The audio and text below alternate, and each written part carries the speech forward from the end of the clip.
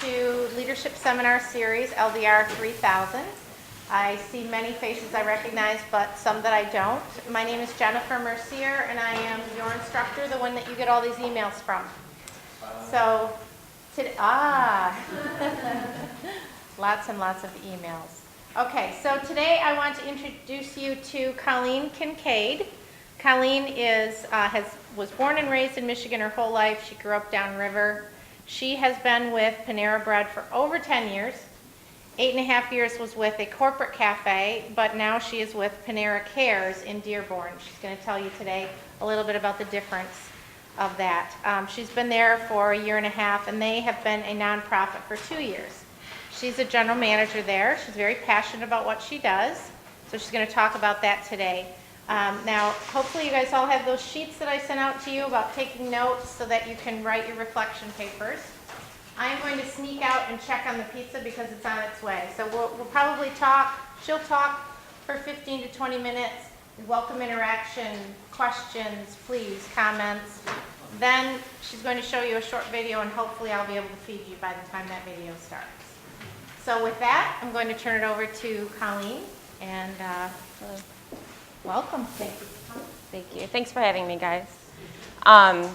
This is definitely out of the ordinary for me. I've never spoken in front of any large group except for maybe a few of my associates. So bear with me if I kind of stumble through this. But like she said, I've been with Panera Bread corporate for basically my entire adult working life. I was hired in just out of high school, and they have been a huge part of my life in so many more ways that I didn't realize as a kid that I realize now. And that's part of the reason I'm very passionate about working in a nonprofit setting, is because of the life that I've led up until the last few years when I've become financially stable, a little bit more in the adult world.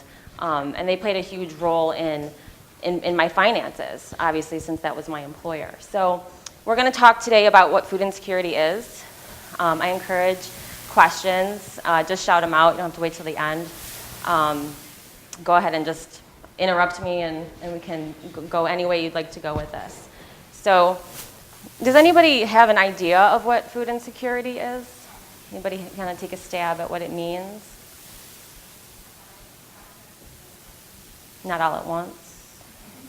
No? Basically, a lot of people internalize food insecurity as maybe I'm hungry. There's nothing in my fridge, I'm kind of bored, I don't know what to do, I think I'm going to eat something, but I have nothing available. Or maybe it's I'm a little bit low on funds at the moment, and I can't run out to Taco Bell because I don't have any money. Food insecurity is a little bit deeper. It's actually somebody who doesn't have access to food or doesn't have access to something that's nutritionally adequate. We see a wide variety of food insecurity every day in the cafe, whether it's a college student like yourself who is maybe loaded in debt and don't have the funds to go grocery shopping. We've seen 2-income families who are now 1-income families who are trying to maintain that lifestyle that they've always had, and now they aren't able to do that. And we see people who are homeless and have no bills at all and are still struggling with ways to access food and ways to get food. And food insecurity also isn't just going hungry and not eating for days on end, but maybe it's skipping meals.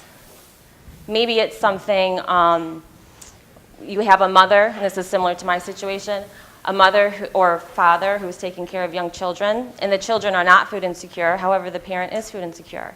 They may skip meals to be able to provide for their children. So that's a little bit about what food insecurity is. The difference between, I guess, a corporate cafe and a nonprofit cafe, the main difference, I think, is just what the customer's perception of what they're walking into. When you go, has anyone been to Panera Cares? You have? One person maybe? There's actually only 4 in the United States at the moment. We just opened our 4th in Chicago. And I guess I should start with that. I'm in Dearborn. If you're outside of Michigan, it's considered Detroit, the Detroit Cafe. We opened up in St. Louis, and that was our first cafe. We are also in Portland, Oregon. And we just opened up in Chicago in Old Town. January 22nd, I believe, is the opening day for our Boston location as well. So there's now 5 of us. like I was saying though, the biggest difference that you're gonna see is the customer's perception. People walk in expecting to have a Panera Bread service. It's the same product, it's the same environment. It was actually an existing cafe for 7 years before it was transitioned into a nonprofit cafe. And we get a wide variety, and part of the reason I'm speaking is to educate people because we get a wide variety of responses. Some people really love the idea, and it's, oh, this is fantastic. Do you mean if just by paying my food, I can support somebody's need to get a meal? Other people kind of are like the naysayers, and they go, oh, there's no way this is gonna work. You guys are gonna be closed in a year. And everything in between.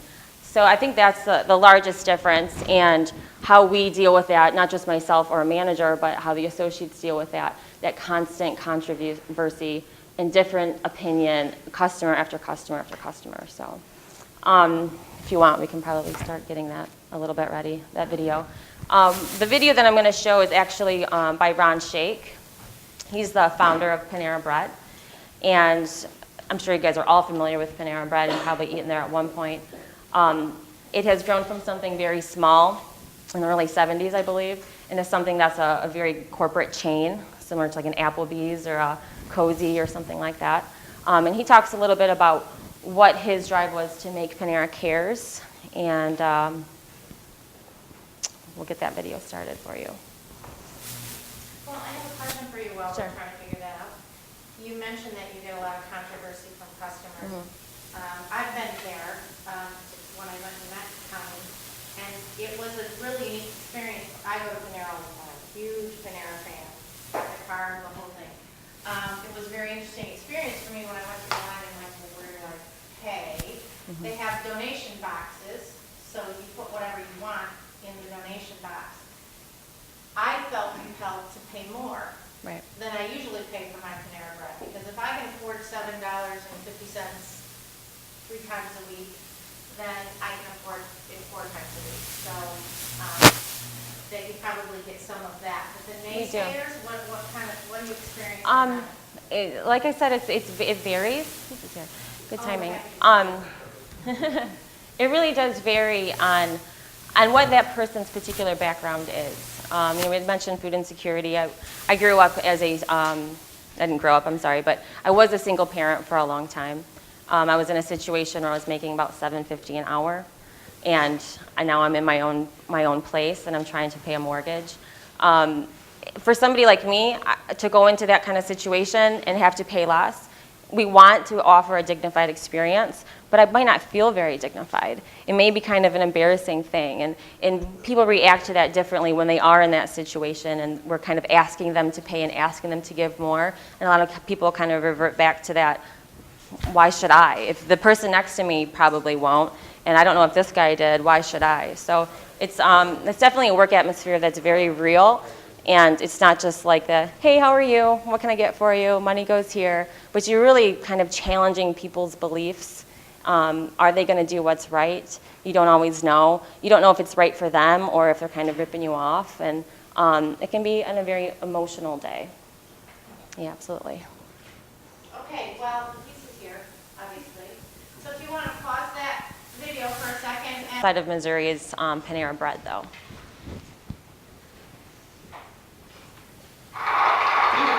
Probably expect me to speak about the 6 million Americans that eat in a Panera every week. But I'm here to talk about the people that don't eat in a Panera. Here's the question for you. Let's start. What's the reality of life? Let me throw something out. In which country is 1 in 4 children struggling with hunger? In which country? Is it South Africa? Is it? How's it going? How about China? We hear all about poverty in China. Is it China? How about Mexico? Mexico, right? Is it happening in Mexico? We throw one other country out there. Is it happening in the United States? 1 in 4 struggling with hunger? Look, in this country, right? In which country is 1 in 4 children struggling with hunger? Let me answer it for you. You know the answer. The good old USNF. 1 in 4 struggling. 1 in 6 Americans live in food insecure households. Have you heard that term, food insecure? Let me tell you about the term, food insecure. What is food insecure? It's the way the USDA calls people that are It's what the USDA uses as a word to sanitize what is the reality of life for way too many people in our country. Let me ask you another question. Have you ever worked in a food pantry? Have you ever personally worked in a food bank? Let me tell you a little bit about me. I have a 6-year-old and I have an 11-year-old. And we've had lots of good fortune in our lives. And one of the most important things for me is to give them an experience of what it's like for others. An experience of what it's like to see and experience those that don't have the benefits that they have. So we try regularly to work. This happens to be a picture that represents my experiences. Several years ago, I went to work in one of the organizations that delivers food to those folks that are shut in. And we spent 45 minutes to get there. We went and we had to pick our own food. That took about an hour. We then got back in our car and delivered 2 satchels to an elderly couple. 3 hours, 3 children, 9 hours. We delivered 2 satchels. I figured our hourly rate was about 30 cents an hour, the value of our time. I sat there as a business guy who runs a business, and I said to myself, you know, this is so inefficient. It may make me feel good, but does it actually add any value? I would have been much smarter to just rip the check. And I thought to myself, you know what? A guy like me who runs these things every day, if I ever got a hold of it, I would have changed the entire system. And those entrepreneurial juices in me began to think, there's got to be better ways to do this.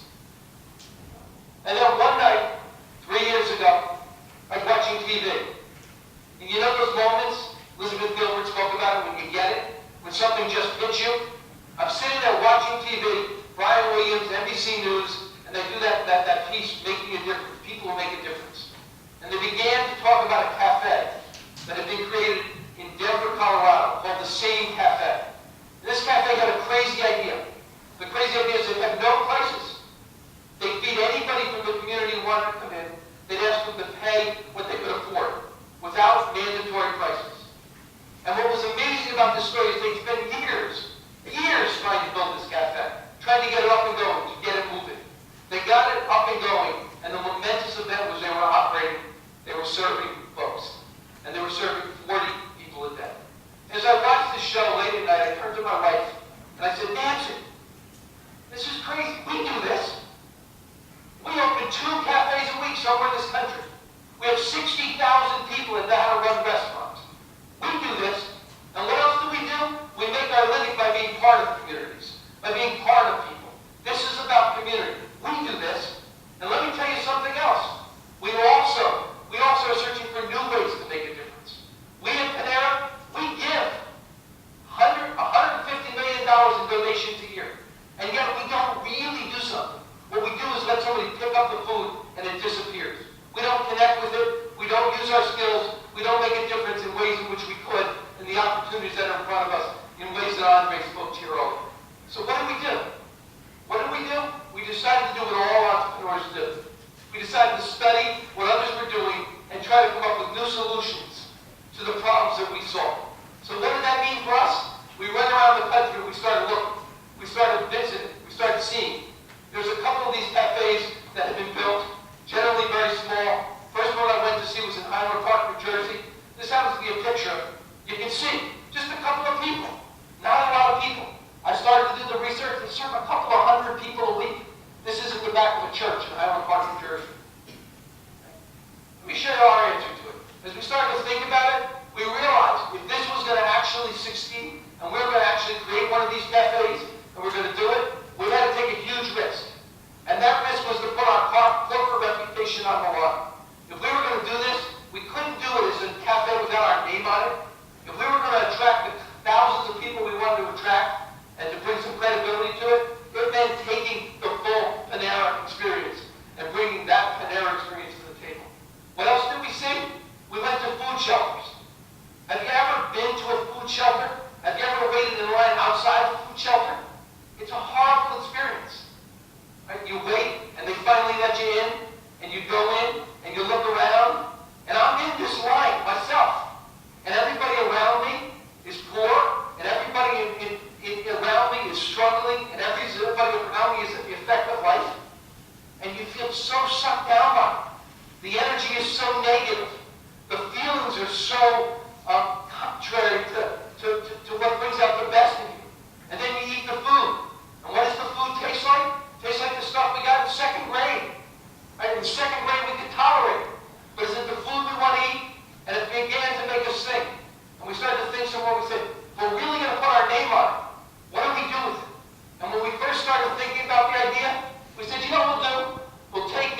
some of our soup. We'll do that in a little cafe. We won't charge any prices. And you know what else we'll do? We'll have some coffee, and maybe we'll bring some fresh baked yesterday baked goods in. That was our original idea. But we went through the experience of being in a food kitchen, in a soup kitchen. You know what we decided to do? We decided to do it the right way. And what did that mean for us? It meant the full-bore Panera menu, the full-bore experience. This was a big risk for us. It meant soups, it meant salads, it meant sandwiches, it meant the things that were going to cost money. What else? What else did we learn in this process? We started to think, but how do you collect the money? Right? Because in many ways, this whole experiment is ultimately a test of humanity. Would people pay for it? Would people come in and value it? Would people consider it something they would sustain? And here's the question. How do you collect money? When you're saying to some people, if you don't have it, you don't have to pay it. To others, we're saying, give more. How do you collect that money? We certainly can't have a 1099 test at the door. And we certainly don't want to judge you by how you look and the clothes you have on. How do we know who should leave what? How do we make sure we can take care of the people that really have need, while at the same time taking the people that don't have need and trying to say to them, listen, you got a responsibility and an obligation. How do you do that? Well, the first thing we did is we decided to really live what we said and go in and do it without any standard prices. Right? Really hard for a guy who does $3 billion a year with standard prices. Very hard. But we did it. We said this was our slogan, take what you need, leave your fair share. Let me share with you something else we did. And this was probably the hardest thing. Because most of the cafes we had visited who tried this model, these small ones, they'd eventually moved to cash registers. The reason they went to cash registers is they had to collect enough money to keep themselves in business and sustain. We started to say, you know what? What we're trying to do is treat people with dignity. If we're going to treat people with dignity, we've got to do it in such a way that those people feel the dignity in the process. And if we sit there and look at you and say, if you can leave whatever you want, but here's the cash register, how much are you leaving me? We're destroying that dignity. And we said we're going to take a chance. We're going to give you just a donation box. And we're going to leave it up to you to leave what you want. And that way, we can protect you. But for us, this was a test of humanity. Would they show up and would they leave the money? We share with you something else we thought about and learned. This happens to be a picture of me and you have my little boy down there in the bottom right. When we celebrated our 15th anniversary as a public company, we were at NASDAQ. And we rung the metaphorical bell of NASDAQ. And I got this on my name. I got $3 billion of public shareholders. I don't think they would feel so good if I gave them tours. I don't think they would be so happy if we just continued to pour money in. And I was able to convince our company that what we would do is take this store, we would put it into a 501c3, a nonprofit, we'd give the store away, but ultimately it had to be a cafe of shared responsibility. It had to be a cafe that could sustain itself over the medium and long term. So we committed to doing just that. As we began to think about it, we had to find communities where this could work. One of the questions we're often asked, why don't we just go to the poorest neighborhoods? Because we can't sustain it if we go to a neighborhood in which there are only poor folk. On the other hand, we ended up in Clayton. And Clayton was a perfect neighborhood for us. And Clayton was perfect because you had the townhouses, you had the folks that had money, and yet you had folks that were homeless out on the streets, you had the folks coming out of the criminal justice system across the street, you had all kinds of people. It was perfect for what we wanted to test and try. Okay. What else? We dreamed. What was the dream behind it? Frankly, the dream was if we could get this thing to sustain and work, we could then use it as a model to begin to work with some of the young people that Andre talked about and the judge talked about. Take some of these young people that have been such the effect of our society that they've been removed from society, they've been institutionalized. How do you bring them back? We have 3,000 employees in the St. Louis market. How do we find ways to bring some of these folks that have been such the effect of our society and bring them back into the mainstream? And could we ultimately take these cafes and triple leverage our skills?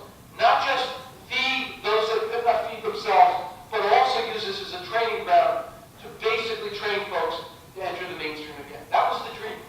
That was the dream we hoped. And the final dream we hoped is, in doing this, could we set an example for ourselves and maybe for others to say that corporations could do more than just give a check. that could actually step up and take responsibilities where they had poor competence. That was the dream. So here's the question. What happened? The moment of truth. Like every entrepreneur, you got to find the way. You got to take action.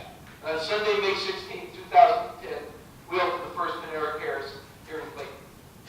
This is actually the original logo. This is how it took form on that morning. And this is our little team cutting the ribbon.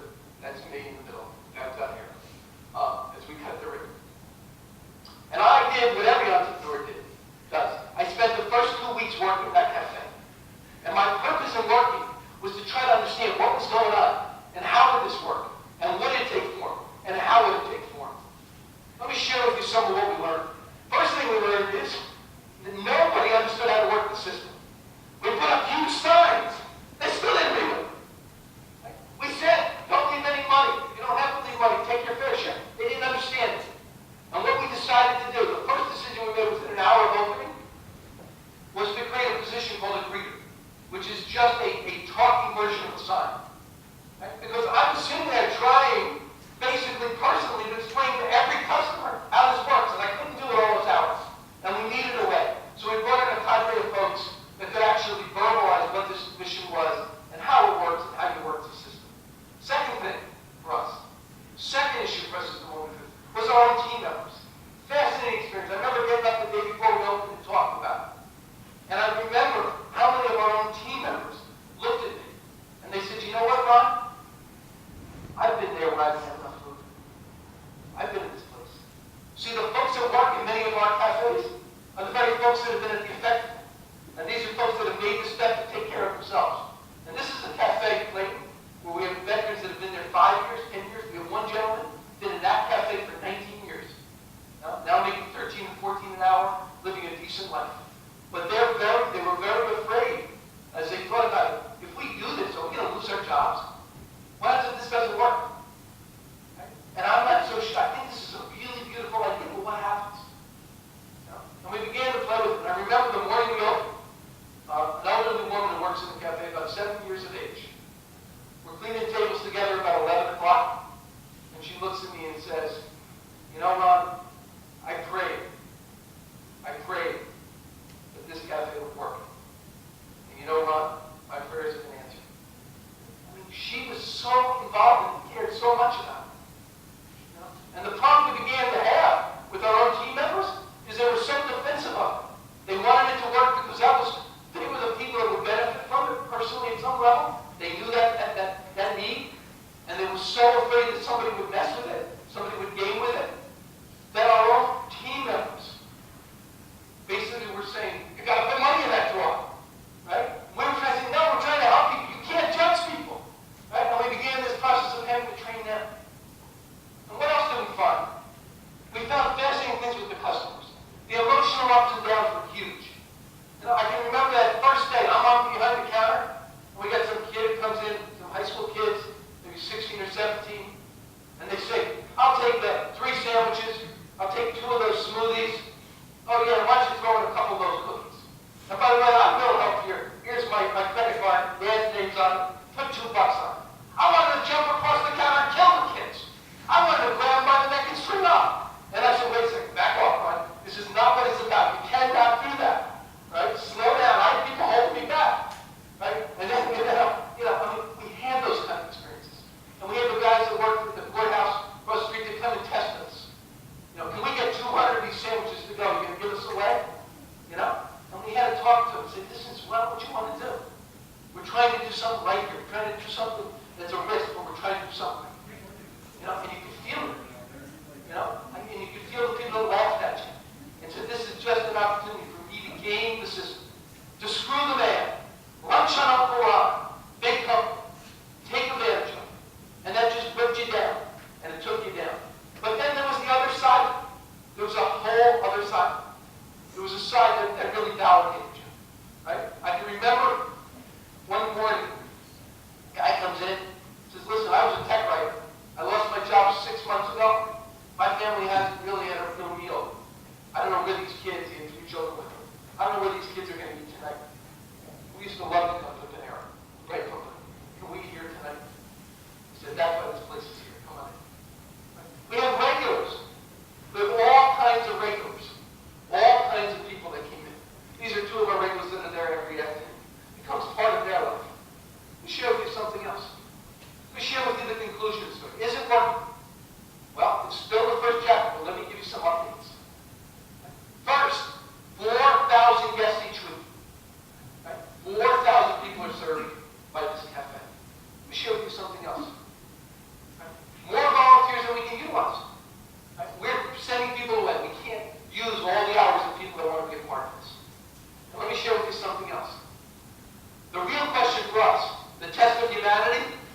Would it sustain itself? Would people just laugh at us? Would they think it's just an opportunity to rip the bread company off? Or would people step up and actually put something in that donation box? And the reality, 60%, 20% of customers leave more money than what the suggested retail price is. 20%, 1 out of 5. 60% leave basically the suggested retail, and 20% leave less or significantly less, generally significantly less. The net is we're generating about 80% of the retail price on average, roughly. And what that means, because this isn't a nonprofit, because it's transparent, we're actually, for the first time in the last 8 weeks, have generated more revenue than we've had costs. And the truth is, this is going to make it, it is going to sustain, it is going to go on. That may be a statement about St. Louis, it may be a statement about the people in St. Louis and their ability to care. We don't know. But I can only tell you, based on one cafe, as amazing as it is, with 30,000, 40,000, 50,000 customers going through this every 10 weeks, we are continuing to sustain and to make it. Let me share with you something else. What does that mean for us? And this is very important to us. We've now been able to begin to do the kind of direct programming we want.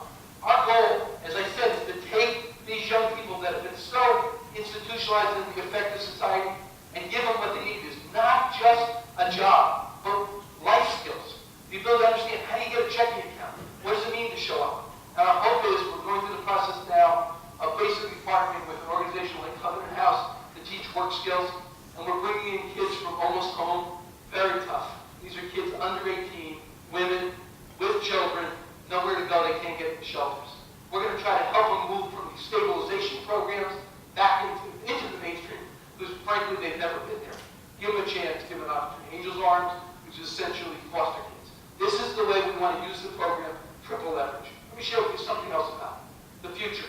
I think, as you know, we started here in Kirkwood. From Kirkwood, we took Panera Bread to the country. Well, same thing. This is our first store, our first Panera Cares in Clayton, Missouri. We are leaving here this afternoon. We're going to Dearborn, Michigan, where on Sunday we will open the second Panera Cares in a place that really means in Detroit, Michigan. And then from there, in January, we will open on the West Coast. So we're very excited about the prospects for where this takes us and, frankly, where we go. Let me mention something else. Here's the real question, the real challenge that we want to state with this, and the question I would ask you all. Will other companies step up to make a difference in new ways? Right? It's not enough to write a check. It's not enough to be sanitized away from the problem. As Andre said, we personally have to get involved. And what we're advocating here is that companies get involved. This happens to be the Fortune 10. I just picked them because they're the top of the list. But imagine a world in which Walmart did the food distribution for the food banks. Who knows better how to do that than a company like Walmart? Right? Think about a world in which the banks, JP Morgan or Bank of America, is as worried and involved in people that are getting foreclosed and how they avoid foreclosure as in foreclosure. Right? And running that system that they ran so rapidly. Think of a world in which the energy companies, so big, with so much resources, are not only dealing with remediation after the oil spill, but dealing with helping us with this energy crisis that nobody can deny before there's a problem. Think about our largest companies, Ford, AT&T, HP, you name it, GE, the management talent that exists. They have pro bono efforts, but think about if they took on real responsibilities with NGOs. They took on real responsibilities in places like Haiti, where there's horrible, horrible problems. If our companies understood that their broader interests are the communities in which we operate. Let me leave you with this. There's another entrepreneur who I have great respect for, Bill Gates.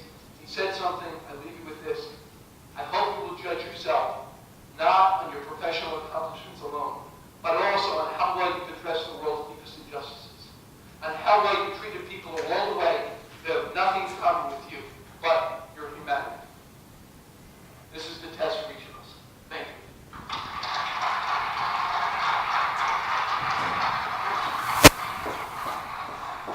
Pretty cool video, huh? I always get really inspired after I watch that video. Ron kind of touches on something that to me really hits home. It's kind of like that good versus bad, the angel and the devil on your shoulder. And what I kind of want to leave you guys with, and not that I've got a few more minutes left, but if you get anything out of this today, I just want you guys to think about the word wisdom. That Does anybody know the definition, the real definition of what wisdom is? Knowledge. Good. Yep, absolutely. If you look up wisdom, what it really refers to is the choice between right and wrong. Doing the right thing because it's right. No other reason. Because it's right for you. That right thing may be different depending on who you are. That right thing for somebody who's low income is probably going to be different than somebody who's making 200 G's a year, you know? It's a difference. But knowing how you can contribute, knowing what your core values are, your core competencies, what your talent is, what your purpose is, and then doing that for the better of humanity, for the better of society, for the better of Panera Cares. It's the small things throughout the day. So that's what really gets me inspired about that video, is that we want people to be equal when they come into our cafe. How we do that is, you know, he mentioned the greeter. We now call that an ambassador role. But when you walk into Panera Cares, there's a person standing right there to kind of explain it to you. That person can be a little pushy sometimes because we want to get your attention. We want you to be educated before you make the decision to pay less, to pay more, to pay the regular amount. But we want to give you that education so you can be wise, so you can make the appropriate decision for yourself. Not for who you're with, because they may have a different decision. Not for what your income level is necessarily, but for that day and how much money you have in your pocket and how much you can donate. And by donating more, it provides somebody else with a meal. So we have a lot of people that come in and I'm broke today, so I came to Panera Cares. It's not really what we're there for. Maybe, okay, you get paid on Friday, but then you're going to be set for the next 3 months. A lot of people are in those situations where they're broke today and they don't know where they're going to get food. They don't know how they're going to feed their kids that night. They may not be getting a check. We've had, you know, it's so hard to not be judgmental in the real world. We see somebody and immediately we get some kind of message in our brain immediately. It's really hard to train my management staff, and it's hard to train associates who are only 17, 18 years old to turn that judgment off. We've had a case, I shouldn't say a case, but there was a gentleman that came in, he was dressed really, really nice, and he had come in about 3 times in 1 week. Each time he didn't pay, or he put in just a little bit. And our associates were getting really defensive, like, really, why didn't he pay? He's wearing like Gucci shoes, and you know, what's this guy's story? And I said, well, has any of you guys talked to him? Have you gone over and see what, maybe he doesn't understand what we're here for. Maybe he is trying to rip us off. Maybe there's something else we don't know. So he came in one morning, and I went and I sat down and talked to him for a little bit. And he had paid, you know, maybe $2 for, I don't know, $7 or $8, doesn't really matter, but paid less. And I sat down and I said, you know, can I have your attention for a minute? Can I tell you what it is that we do here?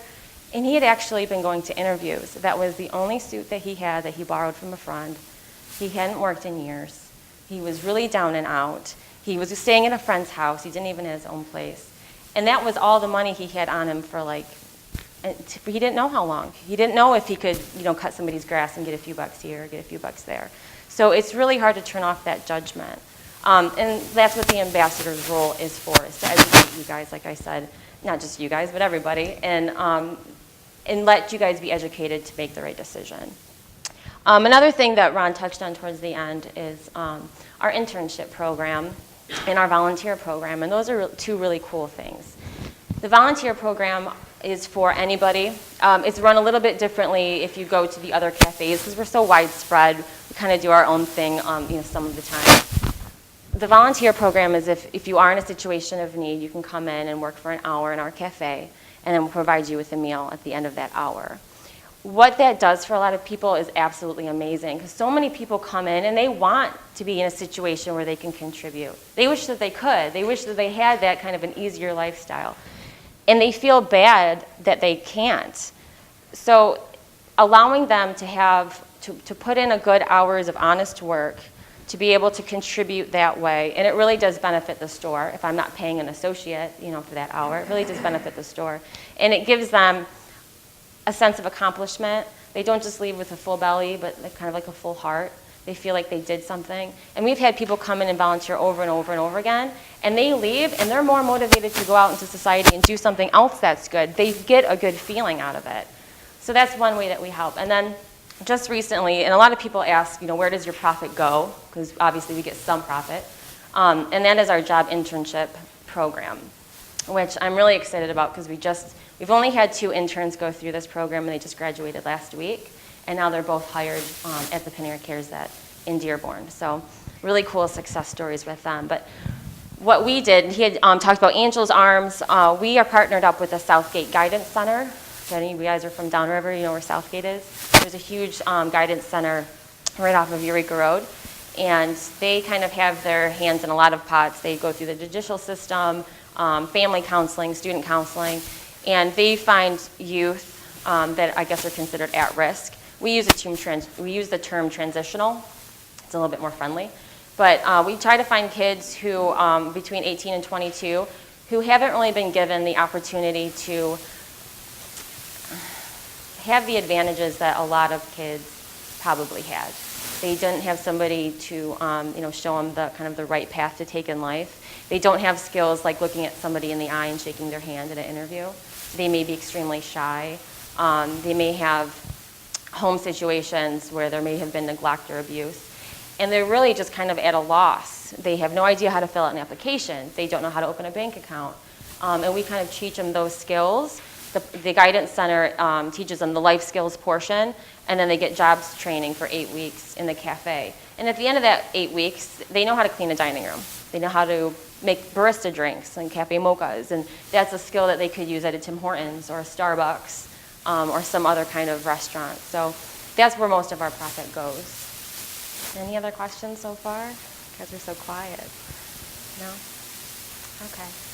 Anything else that you'd like me to touch on? Anybody have any questions for Colleen? That's okay.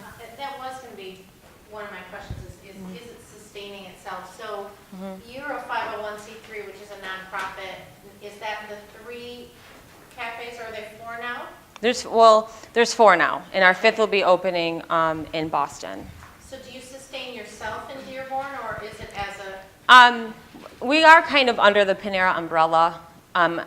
We want to be successful. Panera Corporate wants us to be successful as well. And I think in any true need, they would probably fund us, or grant us money or something until we're back on our feet. But as of now, yes, we're all separate, and we are all sustainable to varying degrees. Right now, we're headed into Thanksgiving and Christmas. Expenses get higher, your heat bill gets higher, and things like that. So, our contributions will dip down a little bit. But then usually January, February, they start going right back up. He was speaking of the first 2 weeks of a cafe doing really well, and that's kind of the 20-60-20 percentages that he referenced. The Dearborn Cafe, we see a good 75% return on what we do. Yeah, which is definitely enough to keep any restaurant sustained, maybe not profitable. So. Speaking of Thanksgiving, are you guys doing something special for? Yeah, well, normally we're closed. We have the option of being closed. We're going to be open from 7 a.m. until 11. I guess I should have started with this, but all of our product is donated by Panera Bread. So it's actually baked fresh yesterday product. The things that you make, that we serve bread with our soup and make for our sandwiches, that's all baked fresh at another cafe. But all of the bakery and all of the larger loaves of bread are actually donated by Panera. So when we sell that, that's just funding for us. So we really are funded through the product that we sell and in no other way. We really rely on the community to do that for us. We are open 7 a.m. until 11 on Thanksgiving. And I have a handful of associates that are coming in just on a volunteer basis because obviously it's Thanksgiving, so a lot of people who are in need that see us as part of their solution are able to come in and get bread. So, yeah, and we were fortunate enough to have associates just volunteer for that. So I'll be there as well with my son. He had mentioned wanting to show, I guess, the next generations, future generations, even you guys, because you guys are still pretty young, of how to help in society and how to contribute. And that's just something that I want to do for my son, especially coming out of a time that I was food insecure. I would never want to have him in that situation, but I don't want him to be naive and think that it's not out there as well. So we're going to be bagging up bread and handing it out to people. And if anybody wants to come in and see us, donate. So. Well, statistically, do you have statistics or no statistics of the greater Metro Detroit area of I do. what the, okay, Of food insecurity? yes. Because I know that, you know, we tend to think of Detroit, but in You wanna reality, it's in the give me a pass suburbs one, and did you? it's rampant. It is, yeah, and this is United States based. I don't have anything that's Michigan based. I'm handing out these little cards. This is just something that we pass out in the cafe. They're kind of just at the doors if people are interested. It has our mission statement on the back, which is we exist to feed each and every person who walks through our doors with dignity, regardless of their means. And we really do strive to do just that. We really are about wanting to give the Panera experience because that's a good, uplifting environment to be in. And he had mentioned, you know, the soup kitchens can really wear on you. Maybe you've been in one to eat, maybe you've been in one to, you know, help serve, but it really is in an atmosphere that you leave feeling really good about yourself or uplifted. So we want people to come in as individuals or as families and just feel like they're part of the regular society and they're not judged on their income level. So that's our mission statement. And then there's a couple of statistics on the back that feel free to read. Did I give you guys enough copies? I got a few more if you need it. Characteristics of households with low food security or people who are insecure. If I was to say, like, give me an example of somebody that's food insecure, most people go, homeless people. It's actually it's very much the opposite. Usually homeless people know where to go to get food. They may not have shelter, they may not have clothing, they may have a lot of other issues that they're dealing with, certainly. But one thing that they usually do know where to get is food. So they'll know which churches are going to have like basement dinners for that week. There's shelters set up in, you know, larger cities in the winter where they can go and get meals. So it's actually only 10% of people who are struggling with food insecurity are homeless, and that's pretty low. 24% own their own homes. 40% are white, 34% are black, and 24% are Hispanic. This one was really surprising to me. 40% have a high school education, and 23% have graduated college or have had some college. So these aren't people who are uneducated. You know, it's a competitive world. You guys are just now entering that. You know, it's a competitive world, and just because you're doing well now doesn't mean you're going to be doing well. There's a guy that comes in and shares a meal with us a few times a week, and he did 25 years at Ford Motor Company. He was some kind of design and a really nice paying job, and they let him go, and he was replaced by people with a little bit more education, a little bit more, you know, recent graduate. And he never expected to be in that situation. There's an older lady that comes in, and she always dresses almost gaudy with the jewels and the clothes. She doesn't have a penny to her name. Her husband just died of leukemia not too long ago. She's completely wiped out with debt. She doesn't know where she's going to eat, so she comes in and eats breakfast with us a couple of times a week. So there's really no guarantee about your future. And that's why it's so important that we start to learn now and start to teach our kids, and your kids if you have them, or maybe you'll have them, is we have to rely on each other. We have to instill that in people, and we have to not take it for granted. We see so many times people kind of worry about themselves, and you know, it's hard not to, but we really have to start worrying about our neighbor as well.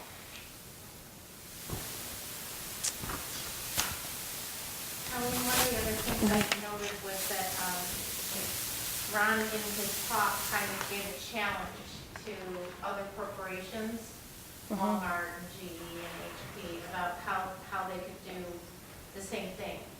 Yeah. Have you seen any of that? I've only really seen one that I can speak about. Not sure how closely related it is. We haven't seen it from larger corporations. I mean, I guess if you watch the news, sure, there are people doing good things with the revenue that they get, the profit that they get. The only one I can think of off the top of my head is there is a lawyer who does pro bono cases located in Dearborn, and he was kind of inspired by the Panera Cares opening, and now his practice is actually pay what you can. So he can do a suggested amount, and if you're able to meet that, great. He'll still take your case if you can't meet that, and this is what you can meet. So I thought that was kind of inspiring. Yeah. Yeah. You mentioned on the video that the St. Louis location was starting the project. Is that true for the Dearborn location? Actually, we see. We repeat the question. Sure. She asked. You know, in the video it said that St. Louis was flooded with volunteers, and if Dearborn's experiencing that same thing. I think what we're flooded with is applications. Our employment rate's very low, and people really do need a job. It's hard to find people who want to volunteer necessarily, maybe once or twice, but to be a committed volunteer and actually be there, every Monday from 12 to 3 or something like that, we would call that a committed volunteer. We don't see that like they do. But we do see people volunteer on a regular basis. Last year we did 500 hours of volunteers, which is, it'd be 500 people for 1 hour each or whatever the statistic was. And we're about the average with that right now, about 500 hours. So it really does make a big difference to the cleanliness of the cafe, all sorts of things. I mean, really, I'm not paying an associate to do that job where they may be making $8. So that $8 is contributed, just to the cafe. It makes a big impact at the end of the year. Absolutely. Yeah, we prefer like a 24-hour notice. And a lot of, I guess, I think because you guys are in school, a lot of high school and college students need volunteer credits, right? So we do that as well too. We only do an hour block at a time. Otherwise we would just have a ton of people. But you can come in and volunteer, and instead of getting the meal, you can get a credit towards whatever class you need credit for. So, but we just calling the cafe and asking about it, or even just coming in and saying I'm ready to volunteer. It's pretty self-explanatory. We just give you an apron. We say here's a broom. It needs to be swept, or the patio is a mess. If somebody could do that, and it's as we build a relationship with the volunteer, they're able to do more, like stuff in the back of house or make drinks or something like that. But we really have to get that trust built first. Yeah. Anything else? Yep. Any other questions for Yep. Colleen? Scotland. Does the success of the cafes, is it region specific? Is it really very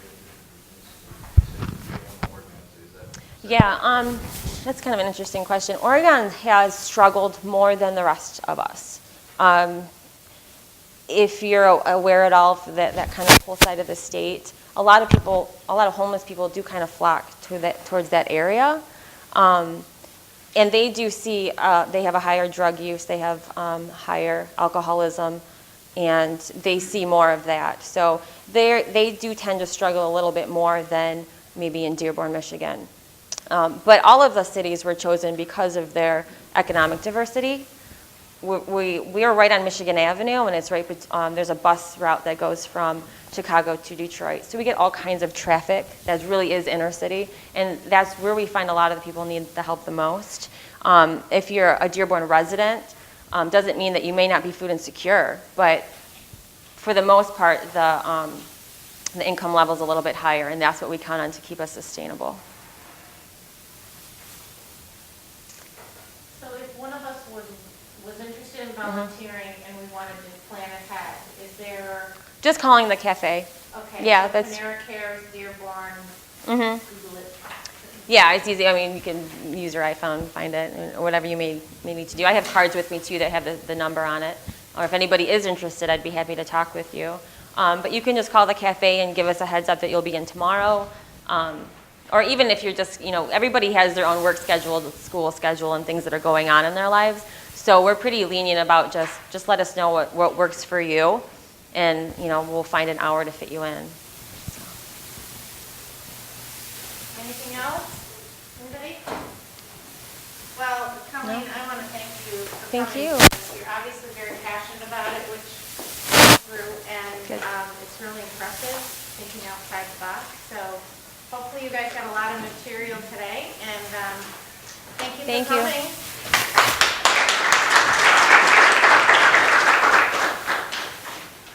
Pizza smells good.